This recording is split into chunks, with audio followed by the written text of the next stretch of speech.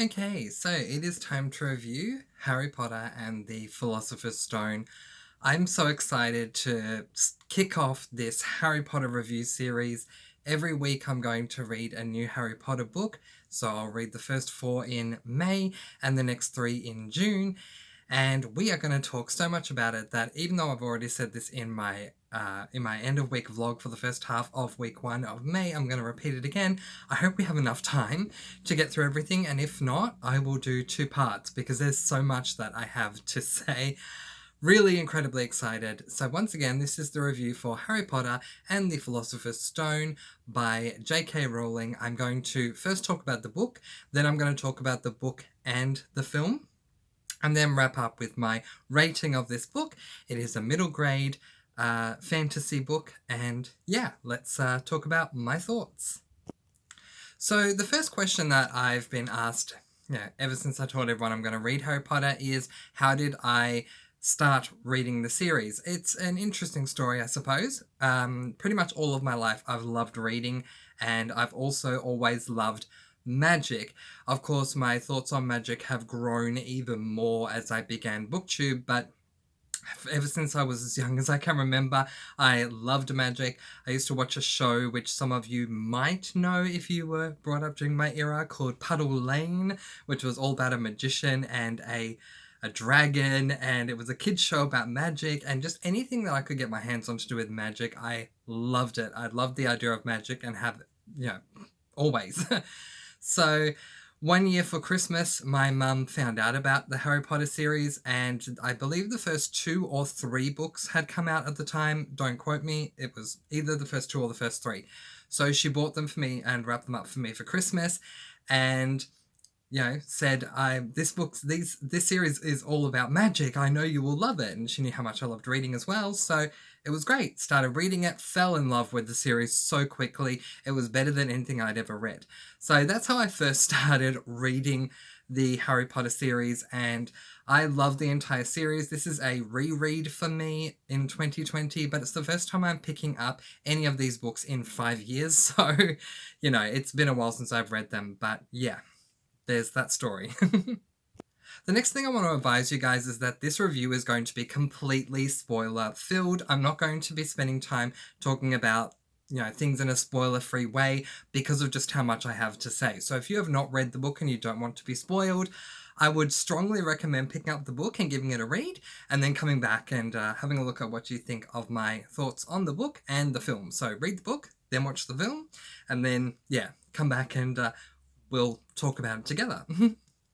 So the first thing I want to discuss is the fact that in the first 50 pages of this book, there is no mention of magic at all. In fact, the first 50 pages of the book is basically Harry growing up. In fact, the very first chapter of the book is all about Vernon Dursley and a day in his life, although it's a rather extraordinary day. But yeah, it's all about Harry and him growing up, which I really did not appreciate for the most part. I will be talking about something in just a moment to do with what I did love about the first 50 pages, but overall, just for the sake of the plot and the plot alone, I didn't appreciate that it took so long to get to the magic, and I just wanted to make that point. But one thing that I did appreciate about the first 50 pages was the fact that Harry Potter as a character, when we see him prior to him learning that he is a wizard, is an extremely relatable character for so many people. And I think that's why this book in particular did extremely well. It's very easy to look at his circumstances, the fact that he was orphaned as a child, he ended up being raised by a family that really had no love for him. Just everything about him. He was mistreated by his family, being stuffed into a cupboard under the stairs. And I know I'm laughing, but it's not because I find this funny. I'm laughing because J.K. Rowling really was able to depict no love from family really well.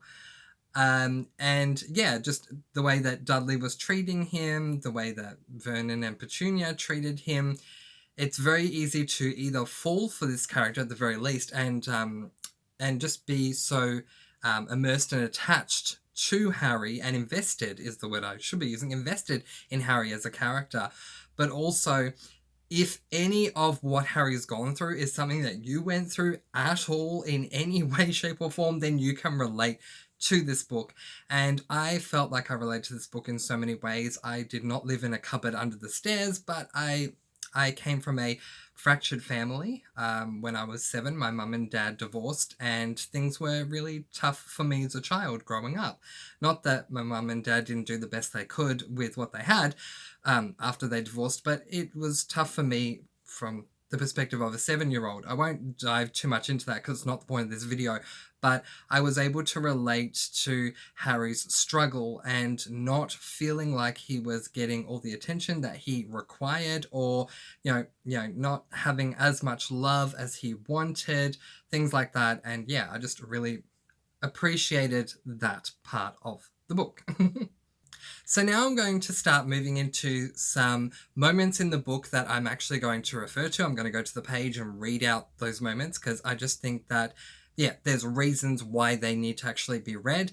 And as far as my thoughts on the book itself, one of my favorite things in this book is when Hagrid goes to the shack on the water, river, lake, whatever the heck you want to call that place. He breaks in and then he proceeds to blast at Vernon Dursley anytime Vernon tries to interrupt him or continually tell him that Harry is not going to this school. And it's such a great moment. How many of us as children wanted a Hagrid to break down our door and basically say to our parents or whoever it is we're living with, you shush. I'm talking to this one right now. Oh my god, so validating. So on page 44, Petunia is telling Harry about her life growing up with Lily, Harry's mum, her sister, and how she says the line, "And if you please, she then got blown up." And Harry says, "Blown up? You told me they died in a car crash." Now, as you can tell, this is such a massive violation to Harry. Like, you told me this thing about my parents, how they died in a car crash, and I've kept that with me all these years, and you didn't care enough about me to tell me the truth. The fact that Hagrid steps in before Harry even has the chance made me really happy. Hagrid on page 44 goes on to say, "Car crash?" roared Hagrid, jumping up so angrily that the Dursleys scuttled back to their corner. "How could a car crash kill Lily and James Potter? It's an outrage, a scandal. Harry Potter not knowing his own story when every kid in our world knows his name?"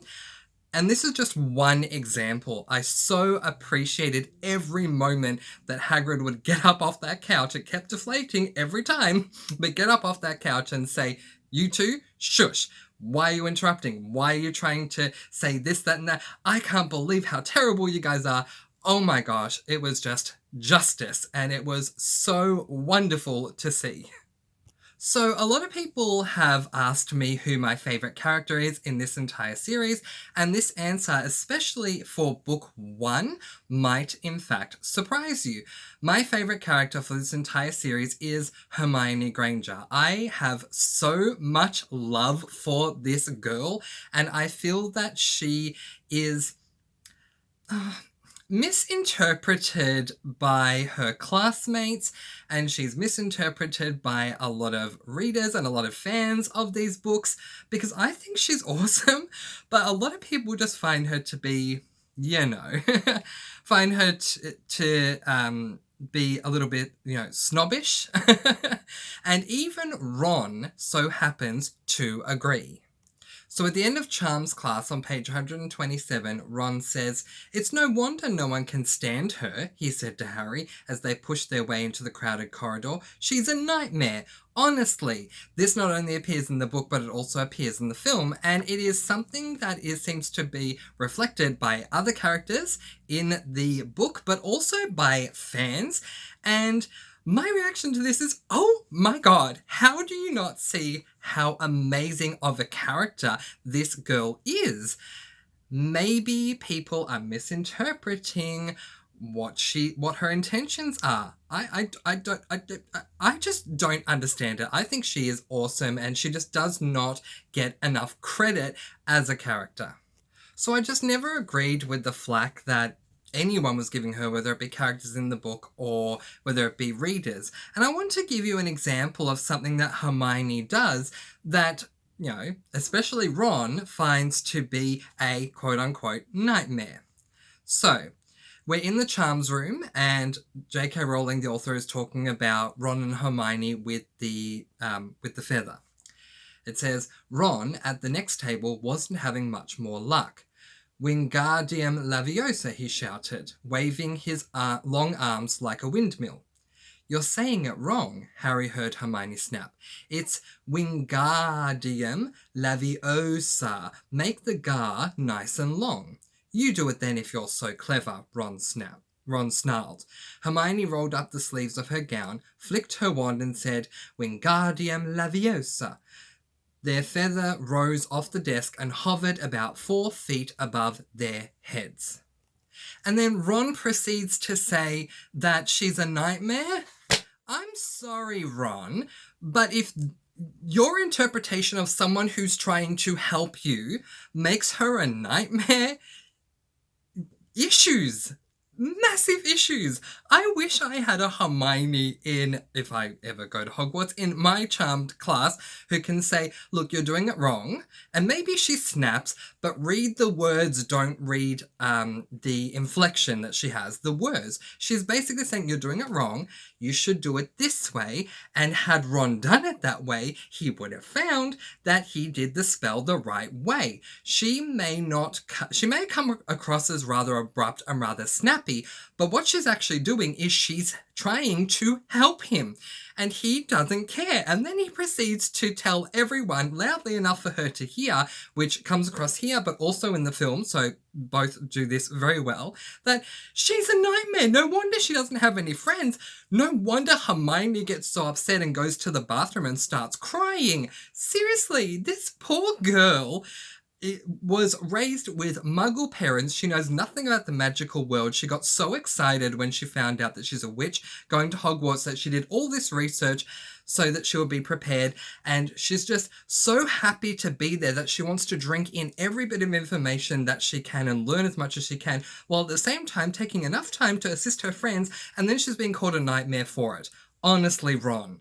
Honestly, take a moment to check yourself before calling the one person who's trying to actually help you here a nightmare. Let's move on to something a little more fun, shall we? Because that's enough of that rant. I now want to talk about the first time that Harry meets Oliver Wood. Now, yes, we all know the story.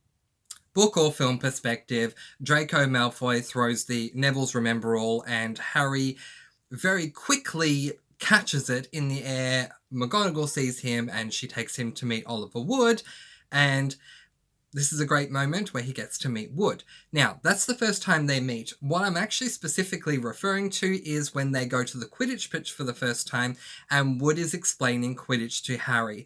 I love this scene. I love it in the book just as much as I love it in the film, because Harry, remember, prior to coming to Hogwarts, grew up with no friends thanks to Dudley. Dudley, in a bullying way, made sure that no one liked him, and his parents didn't like him either. Now he's at Hogwarts and he has Ron as a friend at the very least. He also has Hermione, but takes a little while for him to work that out. But anyway, I'll let that go. My rant about Hermione is now over. And now he even has a friend separate to Ron and Hermione, and I think this can only give him a lot of confidence. He has a friendship in Wood, he has a sport that he is really good at. It can do nothing but improve his confidence, and this scene where Wood is explaining everything about Quidditch to Harry just feels like such a wonderful scene, and I just really appreciate it, so I wanted to make sure that I mentioned it in this review. Now let's move on and talk about when Gryffindor wins the House Cup at the end of the book. Now, a lot of people have commented on their thoughts and feelings about Dumbledore and how he just strode into the dining hall, purposefully intent on giving Gryffindor a win to make sure that Gryffindor won that year. I don't care about that. I'm throwing all that out the window. I want to focus on and talk about why this scene is always emotional to me.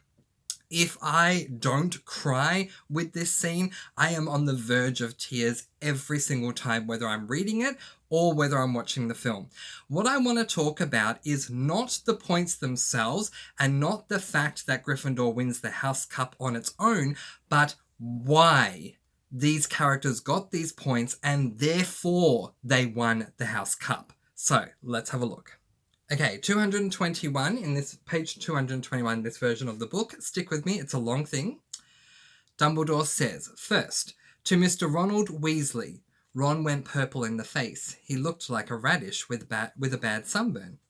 For the best played game of chess Hogwarts has seen in many years, I award Gryffindor House 50 points. Now, how awesome is this? Ron may have grown up in a wizarding family, but he has grown up under the impressive stature of all of his brothers, which is such a great expectation to have to live up to.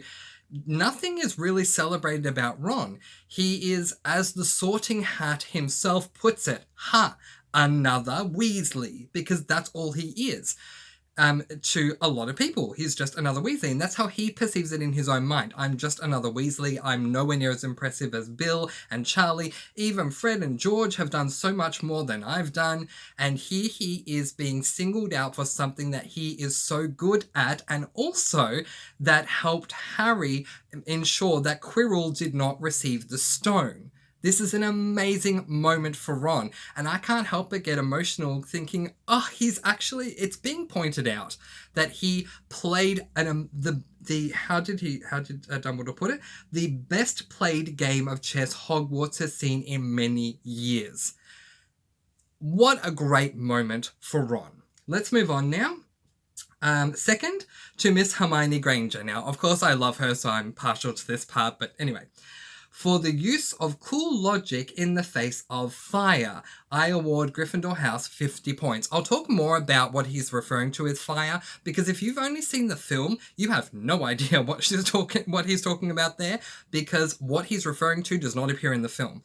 But again, this is a beautiful moment as well. Hermione does so much to assist at one point Ron, at other points Ron and Harry, and another point just Harry, that she deserves the credit that she is being given. So the emotions continue to build up in me as well. Third, to Mr. Harry Potter. For pure nerve and outstanding courage, I award Gryffindor House 60 points. And that's a really beautiful moment because Harry has never been acknowledged for anything good in his entire life until he gets to Hogwarts. So the fact that he can end his year on this high where the principal is saying, you did so outstandingly well by showing, pure nerve and outstanding courage. How amazingly uplifting is that? But then we get to the kicker that always has me crying. Hope I don't cry when I read this. Where is it? There are all kinds of courage, says Dumbledore smiling. It takes a great deal of bravery to stand up to our enemies, but just as much to stand up to our friends. I therefore award 10 points to Mr. Neville Longbottom. I'm not going to cry.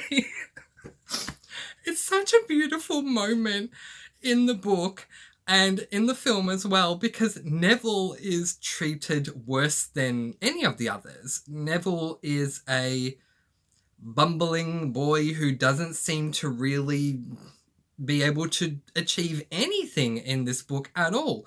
But the fact that he was willing to stand up to his friends, Dumbledore saw the good in that and how amazing it was that he was brave enough, despite the fact that he always seems to be shoved into a corner because he can't seem to get anything right. The fact that he did this was amazing for him and it deserved the points that he received. Rant over. It was an amazing read, and then of course he says, he says in the film, assuming my calculations are correct, I do believe a change of decoration is in order. Gryffindor wins the House Cup, and by this time, whether it's the book or the film, I'm flooded with tears because of those reasons. Not because Gryffindor won, not because he just gives them house points, but the reason why they won. They won because these characters all deserved some credit for what they have done. And especially with, like, I love Hermione, but especially with Ron and then Harry and then Neville, of all people, it's just such an emotional moment, and it had to be mentioned here.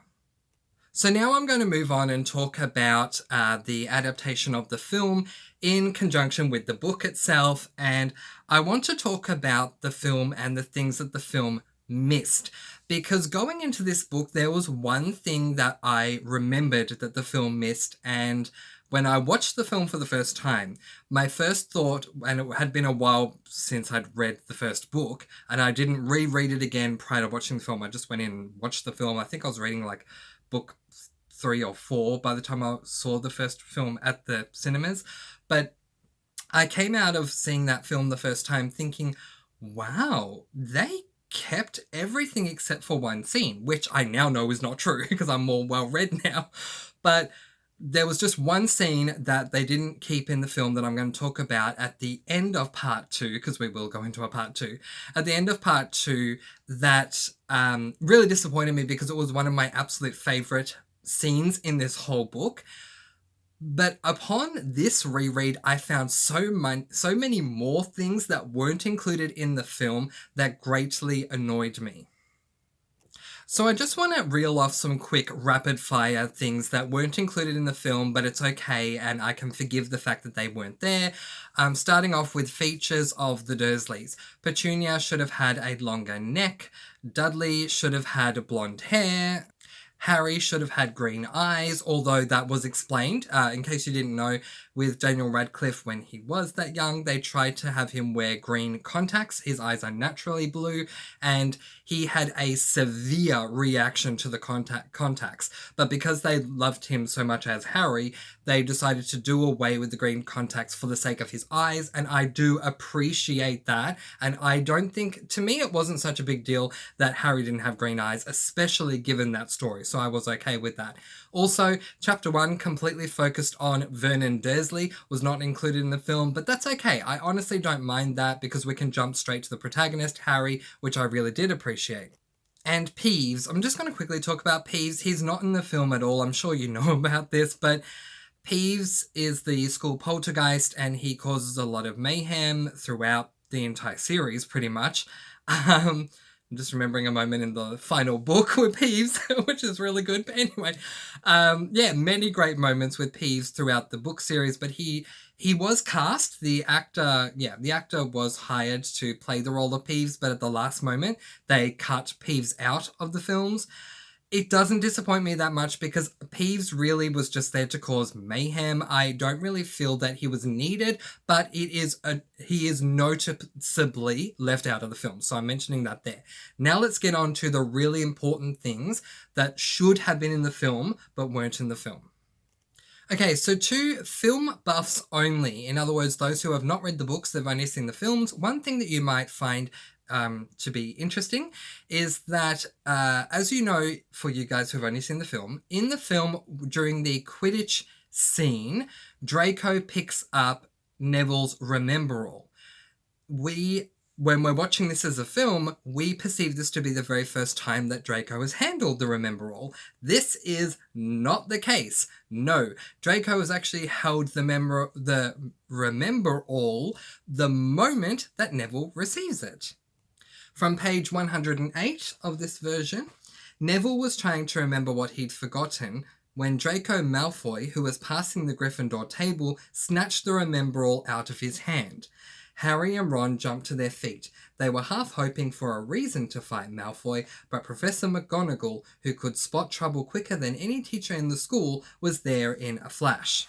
So he does put the ball back down, but he grabs it from the dining table. Now, maybe this is not terribly significant, but it's something that I would have liked to have seen more interaction between, at least between Draco and the Gryffindors in the dining room. I just would have appreciated having that there. Okay, this is a massive one. Harry and Hagrid are not the ones that discuss platform 9 3/4. It is Harry and Uncle Vernon. On page 68 of this version, it says, Harry's talking to Vernon. He says, "I just take the train from platform 9 3/4 at 11 o'clock, he read. His aunt and uncle stared. Platform what? 9 3/4. Don't talk rubbish, said Uncle Vernon. There is no platform 9 3/4. It's on my ticket. Barking, said Uncle Vernon. Howling mad, the lot of them. You'll see. You just wait. All right, we'll take you to King's Cross. We're going up to London tomorrow anyway, or I wouldn't be bothered." Now, what you probably also got from that section is that Uncle Vernon ends up taking Harry to King's Cross Station. In the film, Hagrid goes shopping with Harry in Diagon Alley, and the next thing you know, they're having something to eat, and then Hagrid's dropping Harry at the station saying, "Okay, your train's going to leave soon, so go get on the platform," the end. It doesn't make sense when it comes to the timeline of the film.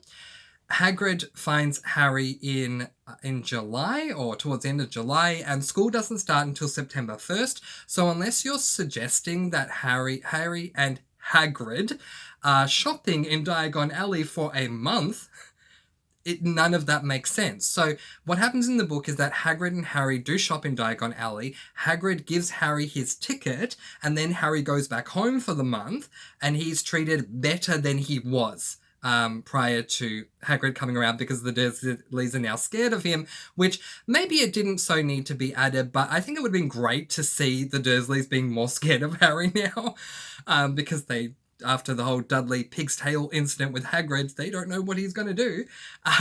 So that occurs, and then Harry asks Uncle Vernon if he will take him to King's Cross Station, and that's when the whole platform 9 3/4 thing comes up. So that's completely different to how it happens in the book.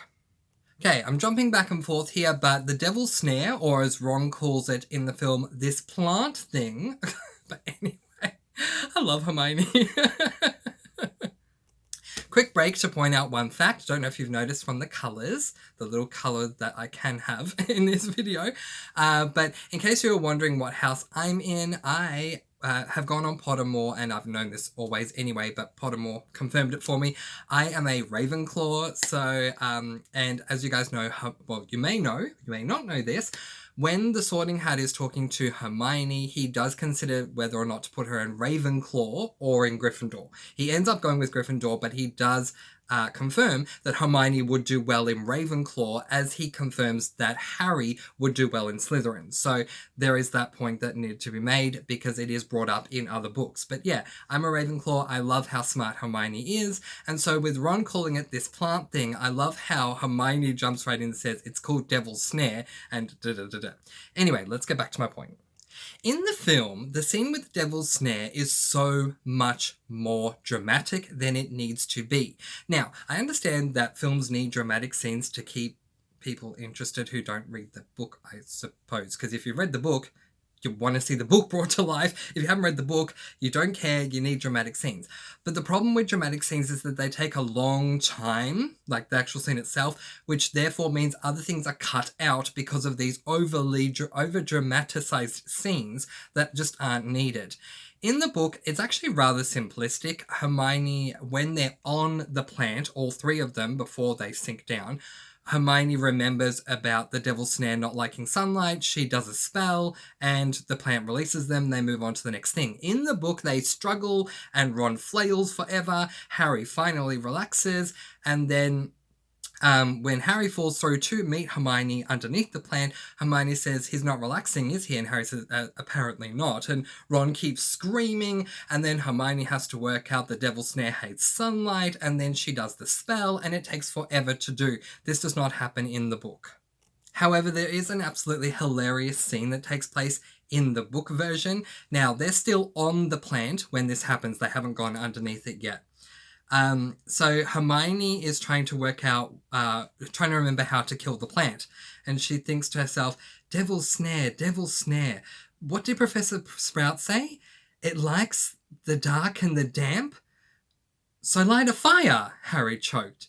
Yes, of course, but there's no wood, Hermione cried, wringing her hands. Have you gone mad? Ron bellowed. Are you a witch or not? I just found that hilarious. Light a fire, says Harry, and Hermione's like, yes, of course, but there's no wood. I mean, you're a witch, Hermione. It's one moment where Hermione forgets something, and I just found it hilarious. She was born to Muggle parents, and she was raised as a Muggle for such a long time before her first year at Hogwarts. It's a Muggle slip up, and I just loved it that she's going, I can't light a fire, there's no wood around me. I just found it to be perfect. Next, I want to talk about the Sorting Hats song. Yeah, so if you've only seen the film, you're probably thinking, what song? No, Mr. Francy, I've not only seen the films, but I've seen the deleted scenes, and there is no song. What are you talking about? You're barking mad. No, I'm actually not. There is a song in this book that the Sorting Hat sings, and it is a very important song for reasons that you are about to find out. Unlike some books that shall remain nameless, The Lord of the Rings, that have too many songs, Harry Potter and the Philosopher's Stone only contains 2 books. The second one is the school song, but I don't mind that they left that out. That's fine. But here is the Sorting Hat song. It can be found on page 88 of this version. It says, oh, you may not think I'm pretty, but don't judge on what you see. I'll eat myself if you can find a smarter hat than me. You can keep your bowlers black, your top hat sleek and tall, for I'm the Hogwarts Sorting Hat and I can cap them all. So it doesn't sound important yet, but hold on, there's more coming. There's nothing hidden in your head the Sorting Hat can't see, so try me on and I will tell you where you ought to be. So, okay, telling us a bit about what it does. Here we go, here's the important part. You might belong in Gryffindor, where dwell the brave at heart. Their daring nerve and chivalry set Gryffindors apart. You might belong in Hufflepuff, where they are just and loyal. Those patient Hufflepuffs are true and unafraid of toil. Or yet in wise old Ravenclaw, if you've a ready mind, where those of wit and learning will always find their kind. Or perhaps in Slytherin, you'll make your real friends, those cunning folks use any means to achieve their ends. So put me on, don't be afraid, and don't get in a flap. You're in safe hands, though I have none, for I'm a thinking cap. One of the biggest moments with this song is that it discusses all of the founders of Hogwarts, and it talks about the qualities that are looked for in each house. This is a very important moment, and I felt that it would have been great to add that to the film to show the kids that are waiting to be sorted, here's what the possible houses that I might sort you in and why. I think it would have been great for anyone who hasn't read the book to hear this so they know what house represents what quality and who the founders are. Well, they don't literally mention the founders, but the houses and what their qualities are, I think that was very important. Okay, my device is about to cut out, so I am going to come back with a part 2, and in part 2 we're going to continue on with all the things that I want to discuss that were left out of the film, and as well as my final thoughts on this book. So we'll be back with part 2. Go over there. I'll see you soon. Bye.